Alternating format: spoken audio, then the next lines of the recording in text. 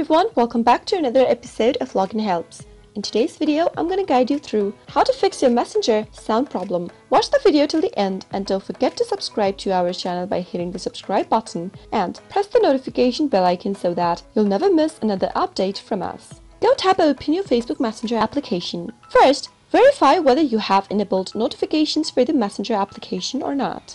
Sometimes you might have turned it off while using different features by mistake on Facebook Messenger. From your conversation screen of your Facebook Messenger, go and tap on your profile icon at the upper left. Now, from this page, scroll all the way down and under Preferences, you'll be able to find the Notifications and Sounds option. Tap it on and now make sure that your Notifications and Sounds button are turned on. Next, you'll have to check the notification sound. Tap on the notification sound option and choose the desired sound you would like to be played when someone calls you on Messenger or sends you a text message. You can also go to your phone's settings and tap it on. From your settings menu, go to Apps. Search for Messenger from the list of the apps displayed on the screen.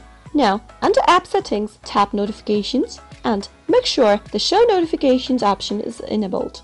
Make sure all the buttons inside the Notifications options are turned on.